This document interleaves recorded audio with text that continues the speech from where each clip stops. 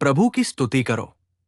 हमारे प्रभु यीशु मसीह के गौरवशाली नाम में होसेन्ना मिनिस्ट्रीज की ओर से आप सभी को हार्दिक बधाई। प्रभु आपको आशीर्वाद दें और समृद्ध करें। प्रियजनों, आइए आज हम पवित्र शास्त्र के एक वचन पर मनन करें। राजाओं के इतिहास में हिजकिय्याह का इतिहास अद्वितीय है।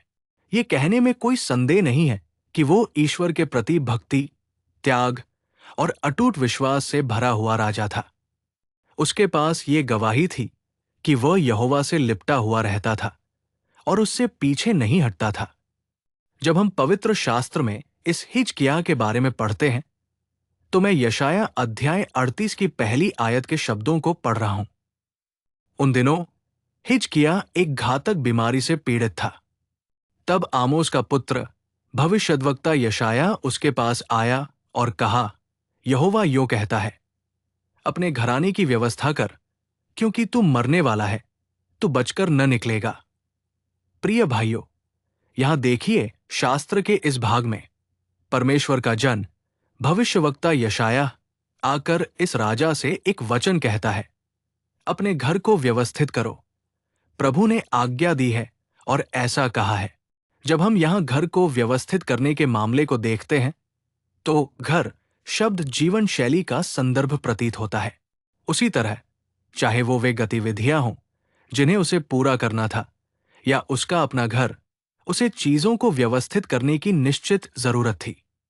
इसका मतलब है कि हमारे घर, हमारे आवास, हमारे जीवन के अनुभव हमें लगातार विश्लेषण, आलोचना और पूरी तरह से जांच और सुधार करना चाहिए। विशेष रूप से इन दिनों में हम अनिश्चित अनुभवों में जी रहे हैं, जहां हम नहीं जानते कि अगले पल क्या होगा। कोई नहीं जानता कि किसी भी पल क्या होगा। भगवान की महान कृपा से भगवान ने हमें ये दिन दिया है। इसके लिए हम आभारी हैं। कल हमारा नहीं है, कल की कोई गारंटी नहीं है।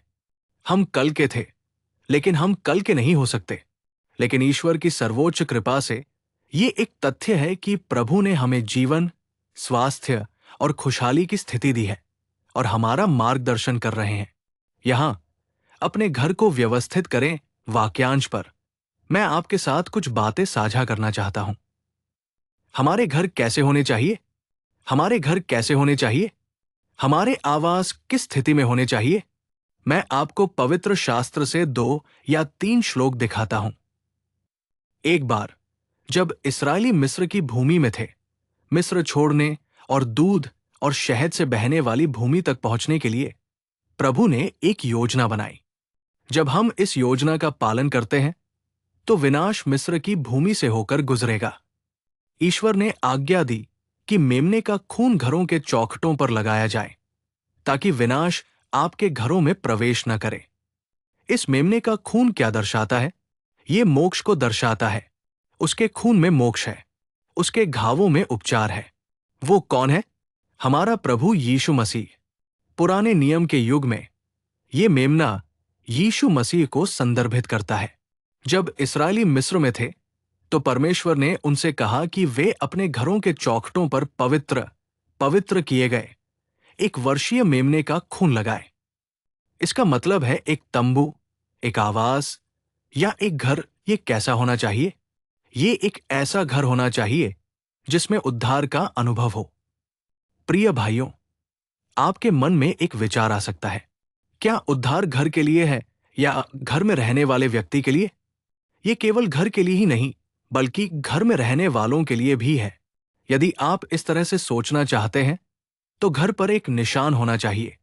ये किसी ऐसे व्यक्ति का घर है जो बचा हुआ है। अंदर के लोग बचाए गए हैं, अंदर के लोग छुड़ाए गए हैं। ये वो गवाही है जिसे हमें यहां पहचानना चाहिए। इसके बारे में सोचें, आज हमारे परिवारों और हमारे घरों में क्या उद्धार के अनुभव हैं? यानी जो लोग यीशु मसीह के खून में धोए गए हैं, पवित्र किए गए हैं, पवित्र बनाए गए हैं, या क्या हमने दुनिया को अपने घरों में ला दिया है और दुनिया से दोस्ती कर रहे हैं, दुनिया की छाया में सो रहे हैं? ये ऐसी चीज है जिसकी हमें जांच करनी चाहिए, उसे सुधारना चाहिए और सही करना चाहिए। ये सारी बातें, प्यारे भाइयों, हमारे पास नौकरी हो सकती है, लेकिन क्या हमारे पास उद्धार है? हमारे पास संपत्ति हो सकती है, लेकिन क्या हमारे पास उद्धार का आशीर्वाद है? हम बहुमंजिला इमारतों में रह रहे हैं, लेकिन क्या हमारे घरों में शांति और सद्भाव है? अगर हम इसके बारे में सोचें, तो निश्चित रूप से हमारे जीवन को सही करने की आवश्यकता है। इसका मतलब है, हर घर के लिए, जैसे कि हर इस्राएली घराने के लिए, उस खून के निशान होने चाहिए। इसका मतलब है कि उन घरों में रहने वाले लोगों की ये पहचान होनी चाहिए कि वे बचाए गए लोग हैं, कि वे पवित्र लोग हैं। अगर ये पहचान नहीं है, तो हमें समझना चाहिए कि हम विनाश के हाथ से बच नहीं सकते। पवित्र शास्त्र में निर्गमन अध्याय 12 श्लोक 13 में लिखा है, मैं इसे पढ़ रहा हूं। एक बार सुनो, तुम्हारे घरों पर खून तुम्हारे लिए एक निशानी होगी। आज कई बीमारियां, विपत्तियां और विनाशकारी परिस्थितियां मानव जाति, व्यक्तियों और परिवारों पर हमला कर रही हैं। अगर हम जीवित हैं, कपड़े पहने हुए हैं और बाजार में बाइबल लेकर चलते हैं, तो हमें ये पहचानना चाहिए कि ये ईश्वर की कृपा के अलावा और कुछ नहीं है। आज मैं एक शब्द पूछ रहा हूं, मेरे प्यारे भाइयों और बहनों, अगर हमारे घर में ऐसा उद्धार का अनुभव नहीं है, तो आज हमें इस सवाल का जवाब देना चाहिए, हम किसके लिए मेहनत कर रहे हैं? हम क्या कमा रहे हैं और क्या इकट्ठा कर रहे हैं? इस श्लोक के आधार पर मैं आपको सूचित कर रहा हूं कि हमें अपने घर को व्यवस्थित करने की आवश्यकता है। मैं आपको एक और बात याद दिलाना चाहता हूं, यानी मैं व्यवस्था विवरण अध्याय 6 श्लोक 6 पढ़ रहा हूं। ये आज्ञाएं जो मैं आज तुम्हें देता हूं, वे तुम्हारे हृदय में होनी चाहिए। इन्हें अपने बच्चों को सिखाओ। घर में बैठते समय, रास्ते पर चलते समय, लेटते समय, उठते समय इनके बारे में बात करो। प्रियजनों, यहां आपका घर, आपके बच्चे जब वे बैठते हैं, उठते हैं, चलते हैं, खड़े होते हैं, ये वचन यानी ये दिव्य संदेश या ईश्वर का निर्देश, उन्हें इसके बारे में बात करनी चाहिए।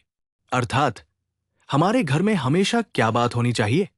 कौन से शब्द सुने जाने चाहिए? हमें किस पर बहस और ध्यान करना चाहिए?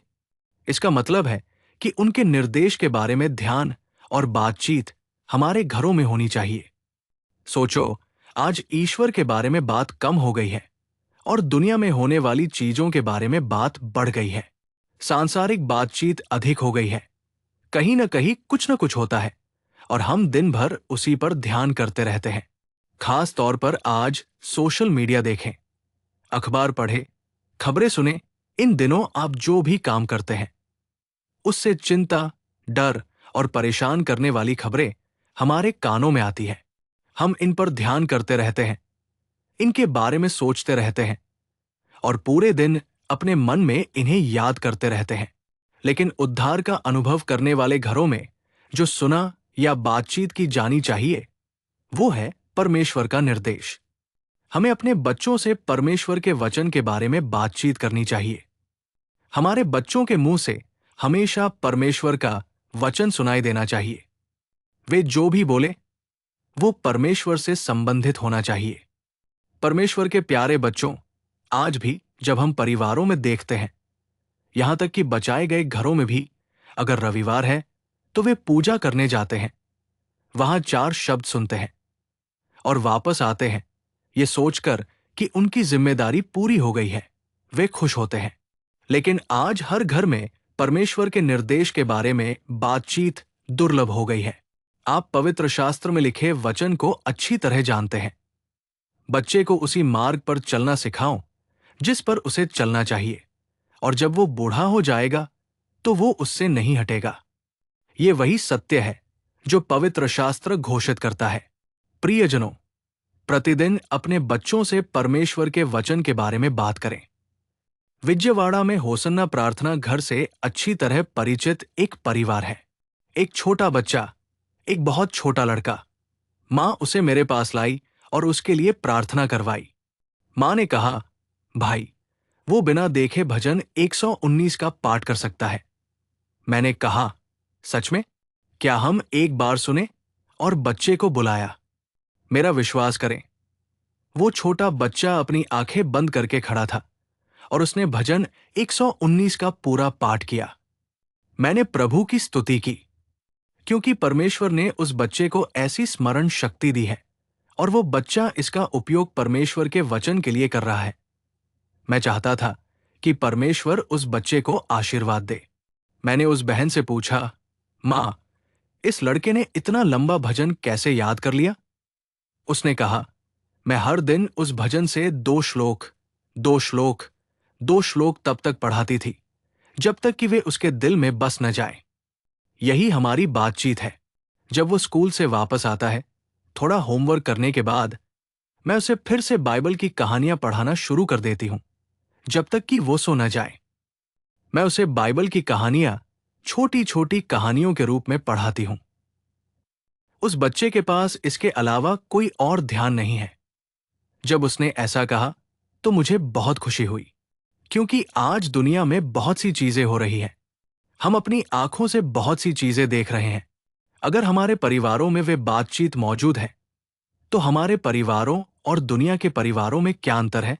ये शास्त्र हमें जो सच्चाई बताता है वो ये है कि हमारे घरों, हमारे परिवारों, हमारे आवासों में परमेश्वर के निर्देश के बारे में बातचीत स्थापित होनी चाहिए।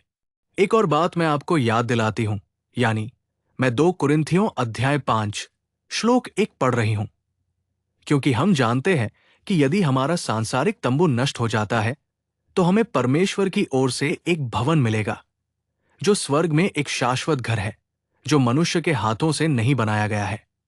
एक शाश्वत निवास। ईश्वर के प्यारे बच्चों, स्वर्ग में हमारे पास एक घर है। इसे शाश्वत घर कहा जाता है। हमें उस शाश्वत घर के लिए तैयार रहना चाहिए। हमें इसके लिए तैयार रहना चाहिए।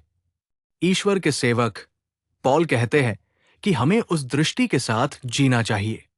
हमारा घर ऐसा होना चाहिए जिसमें उद्धार का अनुभव हो। ये ऐसा घर होना चाहिए जिसमें परमेश्वर का निर्देश हो। और एक और बात, हमारा तंबू अनंत काल से जुड़ा होना चाहिए। परमेश्वर का आदमी कितनी स्पष्टता से कहता है, हमारे पास एक शाश्वत निवास है।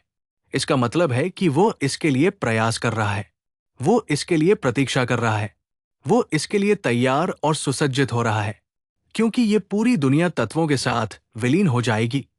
ये एक स्क्रॉल की तरह लुढ़क जाएगी, वचन कहता है। लेकिन एक शाश्वत घर है, वो शाश्वत घर है। उसके लिए हमें खुद को तैयार करना चाहिए। हमें उस घर के लिए खुद को परिष्कृत करना चाहिए। इस सांसारिक तंबू में, इस निवास में हमें अपने घर की जांच करनी चाहिए, निरीक्षण करना चाहिए और उसे व्यवस्थित करना चाहिए।